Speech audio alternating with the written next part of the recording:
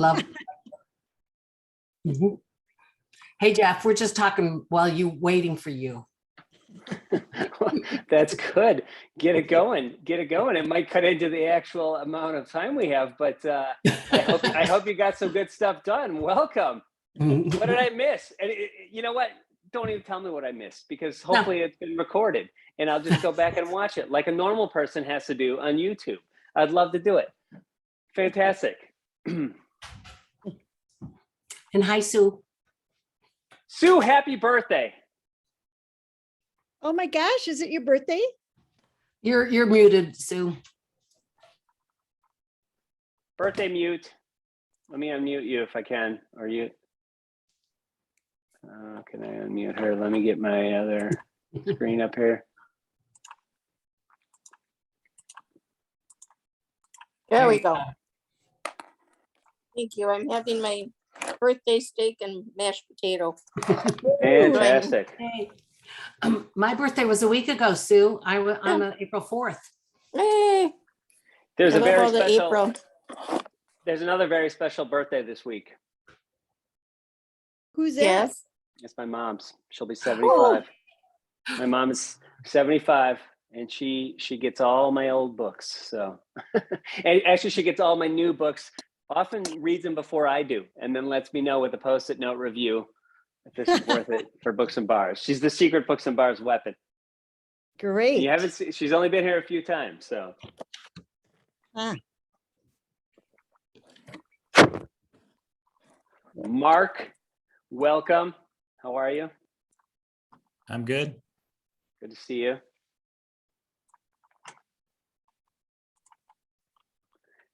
Has everybody done this before? Amy, have you done this before? Amy Sassex? Yes, thumbs up I'm getting for you having done this before. Excellent. You know what to do. I put a little thing in the chat. I'll put some more in the chat. We should kick it off though. So who already hasn't spoken that wants to speak? Sue, it's your birthday. I want to give you the benefit of the doubt if you want to go first. How would you compare this to a John Irving book?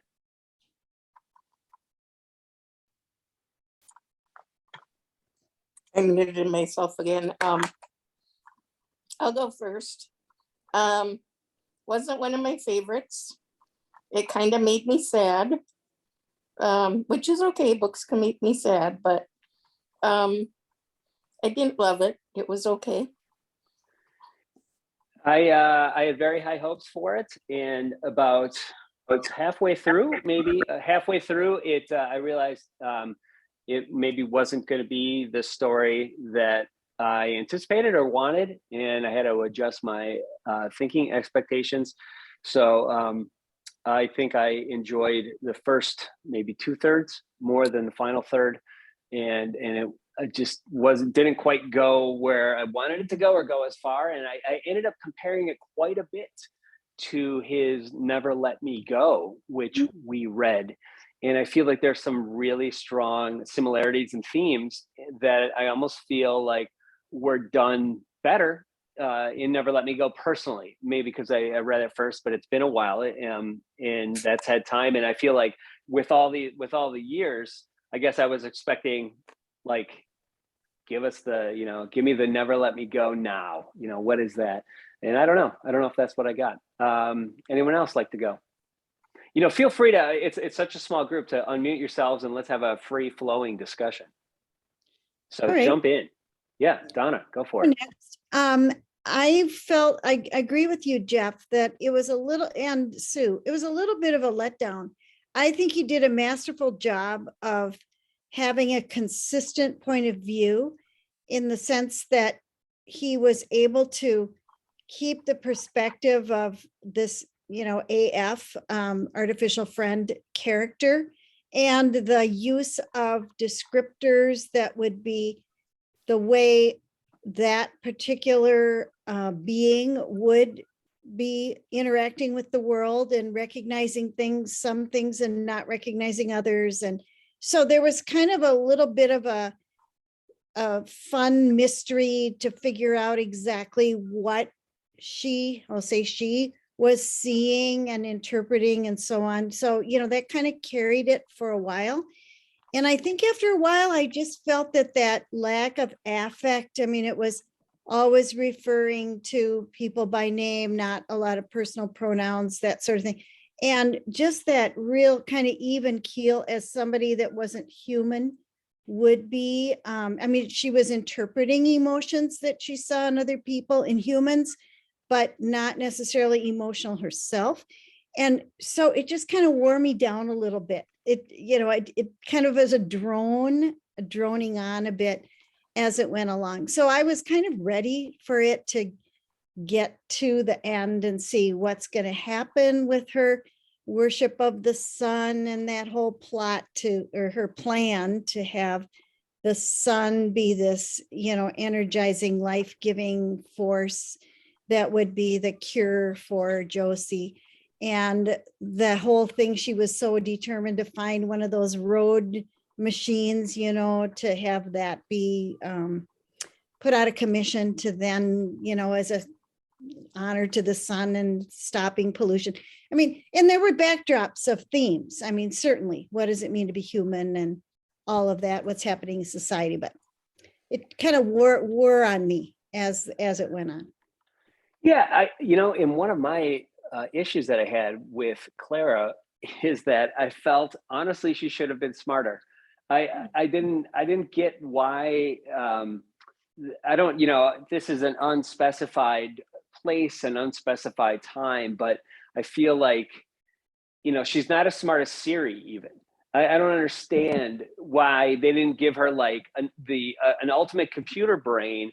And then I understand how the physicality part of it might be harder to fake, to come across as a real person. But when we get to the point where the plot seems to be, okay, so Clara, actually, you're going to replace Josie if she dies, but we're making a different body for you, but we're going to put your central processing unit into this Josie that we're making. I was like, you know what? That CPU is not that good. It's honestly, if she keeps saying everyone in the third person their name, that you don't do that. A normal person doesn't do that. Like, I don't understand. Like, that's the first thing I would fix. So I don't know. I was kind of like, come on, Clara. And I'm listening to it on audio and I'm like, Clara, you're smarter than this. You're better than this. Siri is better than this. Come on, Clara. You're killing me with this.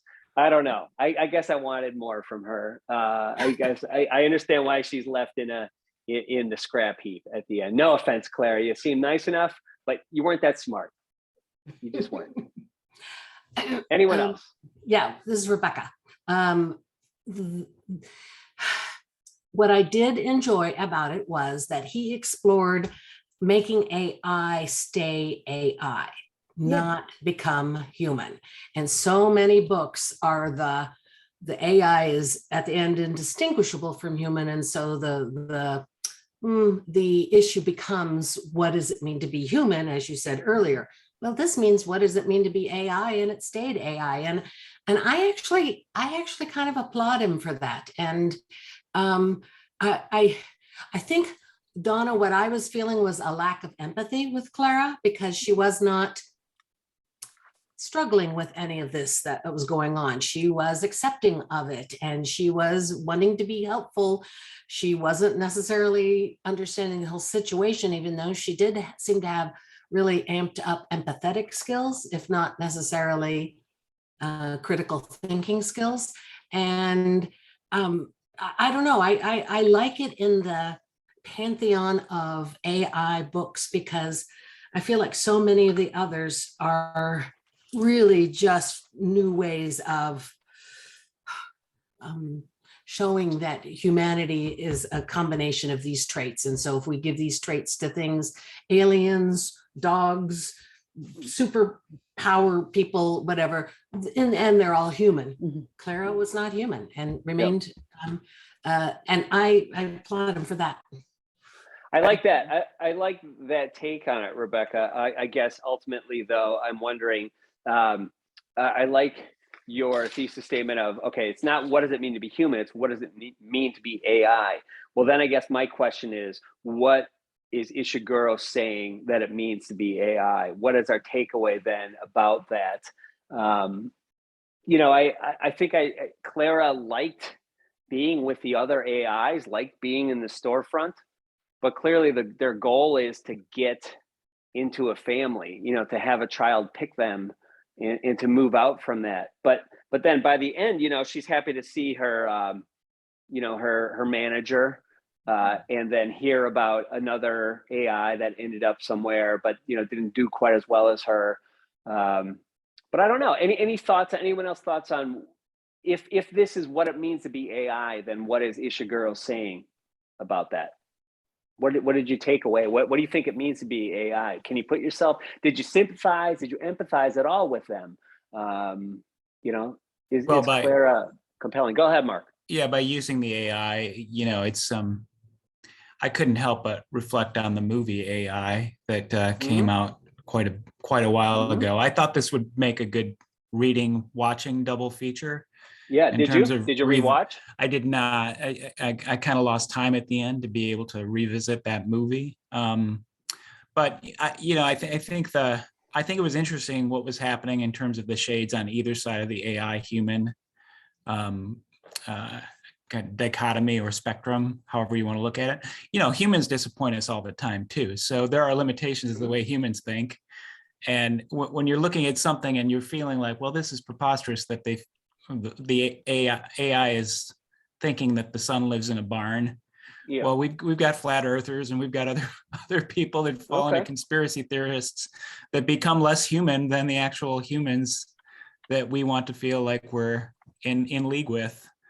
So I personally liked this book as a reset for me, because when we're getting books with too many characters and when you get 2 Tims and a Tommy in a book and 17 other characters to try to keep straight, I just liked especially a slower start with fewer characters, lots of like themes that revisited each other enough so that you kept getting a build toward how this was going. And this was my first Ishiguro experience, so I don't have anything to compare it to, but I really liked it from that standpoint.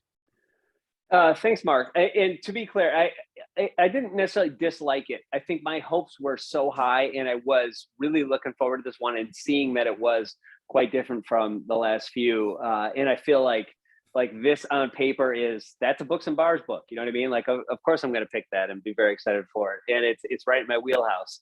And I guess all because of those things, I maybe held it to a higher standard, and it might be something that I have to think about and revisit more.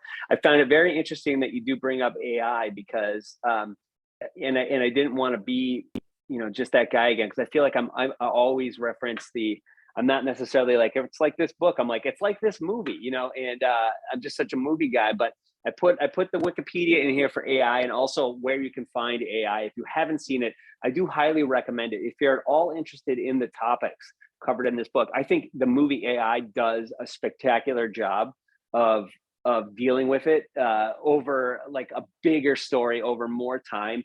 And it is actually more emotionally resonant to me. It's a really interesting story of how that movie was made too. It was originally a Stanley Kubrick film that then, you know, he passed away, but he was in conversation with Steven Spielberg about it. And he basically, you know, knew he wasn't going to live long enough to get it done, or basically gave it to him to let him finish it once he was gone.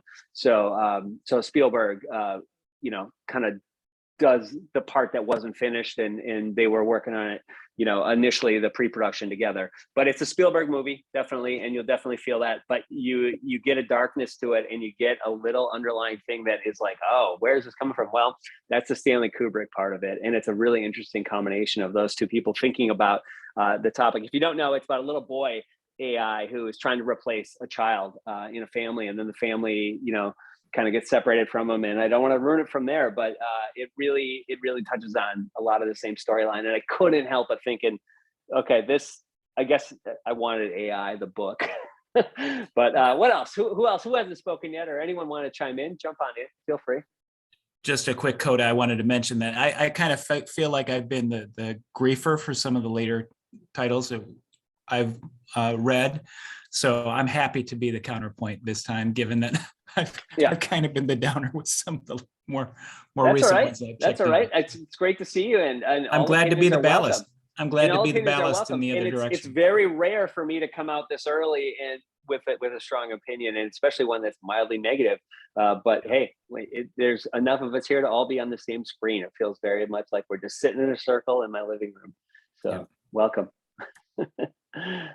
What else? Donna, talk to us. Well, and I think what you were saying, Jeff, about over time, I think thinking about what life was like for these, I mean, I know they're not alive, but these creatures over time, when they were really designed to be a temporary helper for a child or a young teen or an adolescent, just during this lonely time of their lives, when apparently many of them in this particular society were then being kind of raised to, I mean, their future, they needed to be working on, if they were lifted, which I'm not exactly sure what that meant, but it was something about, I read one review where they said, oh, well, they were genetically engineered. They were kind of tinkered with, to be. That's what I thought. And it didn't work out so well with the older sister. And so there apparently had been one of these, earlier that had tried to get away. And then we saw, some of that part was kind of interesting to piece together. But what I was thinking is that like Sue said, it's very sad when you think about what the future would hold no matter what. I mean, here you had this Clara who was so dedicated to doing everything possible to help Josie and make sure she was the best friend, the most supportive friend, the most helpful friend she could be, even though Josie had issues that Clara clearly was not able to deal with, but with the physical illness and so on. But then when you realize that, no, her future was to be stuck in a closet eventually. I mean, when we see that later, sure enough, she's in the utility room and she wasn't even by a window and she's not unhappy about it. It's just like she didn't have that kind of emotion. And then ending her, what they called a slow fade or something, was what these AFs were out, that was going to be their ending, a slow fade in the junkyard or something. I mean, that was very sad. But then and I don't know about the movie and how that all turned out, but there was this definite finiteness to the relationship and even the equipment involved, that it only goes so far, which is sad. Yeah, that's a good point. The finite nature of it, that they actually sort of lasted, maybe some of them lasted longer than they thought they would. And then, what do you do with them? They just kind of literally put them out the pasture. Rebecca. And again, Donna, I'm reacting to what you said. Since I was no longer trying to make her human, I was no longer trying to envision a future for her that included, I don't know, a long life amongst all her friends and all that. Instead, I think from the very beginning, Ishiguro was very specific about that again, they have this life. I mean, she was almost replaced in the store by the 3G or whatever models. And never once did Clara have really an expression of, I'm going to be missing out. There was no panic. There was no fear. I think disappointment would have been the closest I would come to say what Clara might have felt. And then it seemed to me that I think she was actually happy to no longer be in such a playing such a critical role in such a drama. And I would be too. And now for something completely different. I loved how the author tried to say in words how she made sense of images with a fractal kind of thing. It was almost like she was a fly, or there was, it was very digital and very, and it was always there and always consistent. And that made me, I don't know, I really liked it. I mean, I didn't understand it. I had to reread those paragraphs a couple of times to try to, when it was split, when it was pulled apart. Yeah, go ahead. Yes, I know. I noticed it too each time, and I was wondering, it seemed as though there were times of stress or strain or uncertainty, like she was trying to figure things out, and then I started to read it as is this her breaking down a bit, or is this her, like, she needs more solar power? Like, are these malfunctions? Because there were times where it's like, and then the image was, it was really, it was well written, very, very interesting way to describe that. And I don't know that I fully understand it either, but maybe going back, there's a way. But I felt like after a few of them, I was like, okay, it seems like this is like a moment of tension for her, a moment of uncertainty, or she's not processing it all properly. It was like with the mom and stuff like that. Like, I'm seeing the mom this way, and I don't know, exactly how to deal with it. But then it seemed like it happened more frequently, as maybe she had, she lost some of the liquid, or she was malfunctioning or getting older. But yeah, that was a really, really well written part. Also, anyone else with thoughts on that or anything else so far? Feel free to chime in. I liked this also as a COVID novel from the standpoint of, like, we're all trying to figure out how to be human again and connect with people. Good point. And the time in the store for me felt like that waiting period for when things actually break, for everyone in terms of which way they're going to re-enter society. We've been doing a lot of jigsaw puzzles, maybe one every couple of weeks here. We haven't done a gradient puzzle, but I was thinking of gradient puzzles in terms of us trying one of those, which is basically just the way that color might move across the puzzle without necessarily focusing on image, but going from darker to lighter shades. And this was a good kind of novel also for me to be in that space where we're thinking about that jigsaw puzzle idea of, light comes into this book quite a bit in terms of light and shadow and all of that. So trying to figure out how to move through life in terms of light to dark, back to dark, kind of a way. I really thought the way it was set up was beautiful in the store. So the only other thing that came to mind in terms of that, Josie picking someone who was a less advanced model based on the B3s that were in there, something about that idea of disability serving as your own kind of compass for, like, connecting with something that might be a limited model seemed like an interesting way for me to interpret the gravitation. Of course, there's always that idea of gravitating toward your first love, let's say, if you're looking at Clara sort of lovingly and wanting to return to that model in terms of picking her as your person to go back to. But I also thought it was interesting that the gifted children with the potential disability might also gravitate toward not needing to be with the slickest model, or sensing that they want to be with someone that has a limitation as well. Great points. There's been a few times over the last few weeks where I've had to kind of like look around and think about it and be like, okay, like, wow, is this it? Are we back to normal? I'm not, like, my brain maybe almost wanted to stop. And I had a moment, like, I went to a screening last night, Books and Bars one, and I had 2 seats saved for me, and I only needed one. And I had to decide, am I going to sit next to this person or this person? One person was wearing a mask, one person wasn't.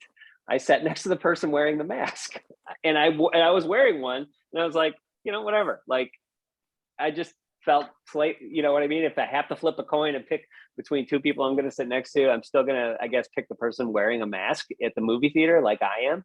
I'm not saying everyone has to for whatever reason, but and it was actually slightly off center. Like, it was maybe a worse seat, but I just felt better sitting next to the person with the mask on. I don't know. There's just little things like that. A couple times where I've looked around and thought, I don't know, like, if if I'm ready for this, or I'm not totally, like you said, a good COVID novel of what it means to be human again. Like, I'm still reintegrating myself a little bit also, a little bit each time. But there can be like a step forward and a couple steps back, with what the latest news is too. So it's hard to say, but great points. Anyone else spark anything for you? I'm new to the author and also Books and Bars, but I just really enjoyed this book, and I'm wondering if one of the author's main themes could have been humans tend to be maybe robotic in their emotions, and also what it means to feel emotions as a human. I like that. Well, welcome, first of all. Again, I put the book in the chat. If you're interested in this book, if you liked it and you want to read another one of his, I do recommend Never Let Me Go. Very similar themes. I won't spoil it for you if you haven't seen the movie or haven't heard about it. It's a few years old now, and they made a film of it, but it's well worth a read. If you're at all interested in it, I do think he tackles some of these themes in a slightly different way in that one. It's not AI. I'll just tell you that much. You'll find out as you go if you don't know already. But I think that's really great that might be what he is looking at here. And if so, let me ask you, what do you think? What do you think you got from it then, or what do you think he is saying about that? Do you think he's making any definitive statements of what it means? Anyone? Maybe that humans can be too robotic sometimes. Yeah. That we are as robotic as an AI can be. Yeah. That maybe we don't have that much emotion actually, or don't show it enough to other humans. I like it. One other theme for me is how do we treat things that aren't human? In other words, there were a lot of people around Clara who wanted to, make use of her particular skill set, make her take fall for things, put her in a position that not really, wouldn't be able to easily win. She lost half her head juice. But that was her own choice. And even though they were doing it to a construct, an AI, or as some robot, basic human decency, it felt wrong, even though she wasn't, she was more of a tool than a person. But she had crossed some line, and even though she remained AI, she had crossed some line, and it was not okay to abuse her. And we wanted her to have a good end, and we were glad that the manager was able to, I don't know, basically give her a eulogy, saying you did a good job, you lived a good life, you did a good, you did your work. And I think sometimes that's all we really want as humans is just a little bit of consideration and kindness. There was a lot of kindness in this book, a lot of people treating each other with decency. I mean, there were all these rumblings off to the side of societal unrest and possible strikes or haves and have-not situation, and the whole thing with the dad being a possible, not socialist, what was he? But that was not brought to the forefront. That was not the main point of the story, and it definitely showed that society, when societies are in certain, I don't know, stress points, maybe we're always stressed. I think that's really the theme I'm understanding. There is no real easy time of it. But anyway, during this particular hard time, they had tried to find a way to give the kids companions with their technology. And it didn't sound like it was going to be a very long period, that they were already moving on to other solutions.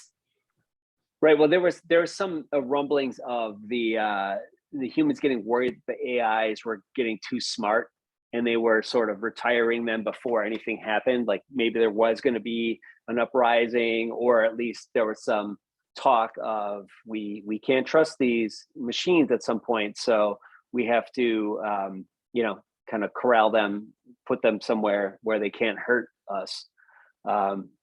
So there was like the coming possible robot war that they were trying to avoid.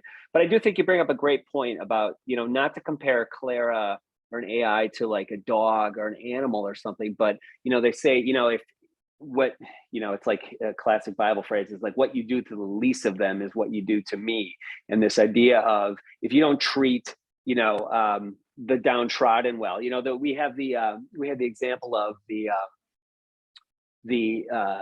homeless AI, who you find out is an AI, right? And it's like she thinks he dies with his dog, but it's because the solar power went out and then the sun revived him, basically. But but I think that's important is this idea of if you don't, treat, like a serial killer will often be found to be hurting animals, before they hurt people and stuff like that. So there is something to it. I mean, I know, I think it would be really hard, even if you knew they weren't human, but if someone was able to speak to you, have a conversation, looked, I mean, I don't know if they talk much about but these AIs, these artificial friends really do seem to pass for human for the most part until you start talking to them and maybe they use your name in a third person or something. But if you just see them, they're that convincing. I think what I'm saying is it'd be really hard to imagine treating one of those, poorly. It's like kids that are doing it though, right? For the most part, it's like when the teens are acting up and everything. Now, of course, I can imagine that happening, but I have teens. Anyone else? Damn kids. Yeah. My kids are good to my Jeff, dog, though. for explaining. Thank you for Explaining what? explaining the homeless person and the dog. Oh, did 'Cause I? I didn't get that they were AI. And Well, I'm still not sure that that's I true. could be wrong. I could Yeah. be wrong, but that's what I got from it, and I feel like that was the first sign of she really thought that he was dead and no one cared, and he was just sitting there, and then he wasn't dead. And then it was like, oh, this is the point of how important the sun is, especially for some of the older models. They are completely solar powered. Yeah. And he just needed more solar power. That's what that was. Yeah, Right. that But if someone else, makes I would love to hear sense. if anyone I else. thought he was drunk. Yeah, if anyone else has a different theory or reasoning behind it. I mean, I haven't read that that's the definitive answer, but I feel like, oh, I think I get this now. Yeah. I have a really basic Yeah. question about the scenes in the barn and wondered how other people interpreted that.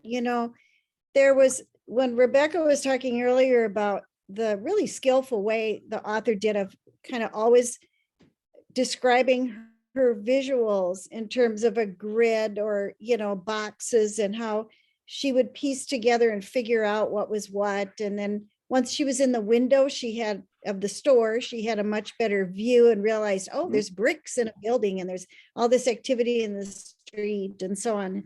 And that was really a cool part of the way it was written, I think. I got confused though in those barn scenes, because remember how she would keep seeing things like the shelves from the store or the other. There were so many objects and that didn't make sense that they were actually in the barn. Is it just that there were things there familiar or interpreted them as being the shelves from the store when they weren't? I mean, there's just a cacophony of images in those barn scenes. And what did the rest of you think? I didn't know what to think. Was that her reality? Maybe. Yeah, I thought that was part of the breakdown, part of a malfunction, or part of a lack of solar and she needed it, and she was kind of flashing back or jumbling things, and it was later in her life, her life form span that maybe she wasn't holding up as well. Okay. Later in but the anyone day. else? You're Yeah. right. There was one phrase she used when the manager first came to her, and she said, I'm sitting here reordering my memories. And I think much like data on a thing, you can go back and look at it. And I think it was a way of expressing how she was having memories. She was aware of her environment, the barn, but she was seeing elements that from other places that she had been. And for me, I didn't, I mean, maybe it's a breakdown, but I thought of it more as a closing in, of focusing in on she no longer had to pay attention to any humans. She no longer had to be, her job was done. And so now she could do what she was doing. Not Right. not all of it. I mean, some of this happened before she did Yep. the sun treatment, and I choose to believe, 10% of me believe that the sun actually listened to Clara and did heal. What's her Joe's- name? And that the homeless guy and the dog were human, and the sun healed them too. I think that's allowable to have a little bit of wonder or Yeah. possibility. It's most likely that it was a commentary on how we get our power, our juice. And, Mhm. and I do think it was wonderful that Clara thought that the way to heal the human was through the sun. And whether or not that was totally misguided, it was still a beautiful, I don't know, Yep. philosophy. Yeah. No, I like it. I like that idea of, it's like the almost like going through all the iPhotos, going through the, roll the hard drive of images and memories. But I do think another thing that you said that really brings back the idea of another reason why I think the beggar man or the homeless guy was AI, was this idea of how they're disposed of. And it's just that's an AI that like no one cared about anymore. The kid was like, I'm done with you.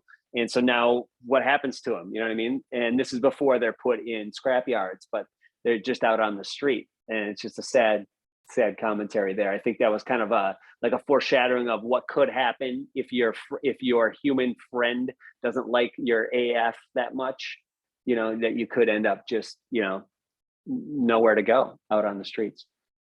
We are running short on time. Anyone else? I would love to hear if there's anything you still wanted to talk about today. Please bring it up.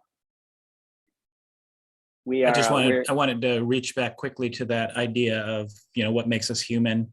There's a book by Andrew Marantz, who's a New Yorker writer, I believe, and he wrote a book about antisocial, which is how humans sort of become both Trump and Obama supporters in the moment, kind of. Mhm.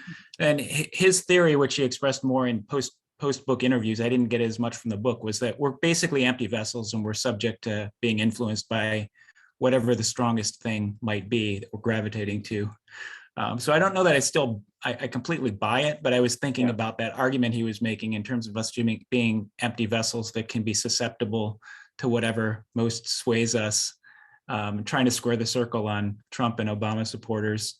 And I'm starting to lean into that argument a little bit more, but I'm not quite there. But that was coming to mind when I was reading this book. Interesting. Thanks, Mark. Yeah, I kind of had some of those thoughts, especially around the barn scenes, that this was a little bit like tribalism among humans, that she had she was learning, she was always learning new things, but the basics, maybe some of the basics hadn't gotten into her. Like Jeff said, she should have been smarter. But is this what happens in tribalism? We go back to kind of the basic philosophies, and we create these stories for why this is happening. So is this why she was, going toward the sun and the sunshine healing everything? And how, if we don't have that culture that we grew up in and around, it's easy to be swayed into some of these tribal thoughts. Yeah. Great point, birthday girl. I appreciate that. If anyone is willing and available, we are meeting in person on this book on the 20th at Urban Growler at 6:30 p.m. So we could continue. I will try to live stream that over Instagram. I've been having some problems with the Wi-Fi and making that work there, but I'll give it another shot. But thank you guys for having a fun discussion tonight. It was intimate. It was nice. I appreciated it. Thanks for being here. Thank you very much. The Temps is our next book, and Andrew D. Young, the author, will be with us on 5/25 at Urban Growler. So if you can make it there, please do. Otherwise, I will also try to live stream that one. We are just about to get cut off, guys. So if there's anything else you need to find, you can look in the chat. And again, it's booksandbars.com. We're on Facebook. We're on Twitter. We're on Instagram. Check out our bookshop. We have our books picked through July. We are reading Crying in H Mart in June and The Sentence in July by Louise Erdrich. So very excited about that. We haven't picked past that yet, but we have a lot of good ones on the list. Looking forward to it. So thank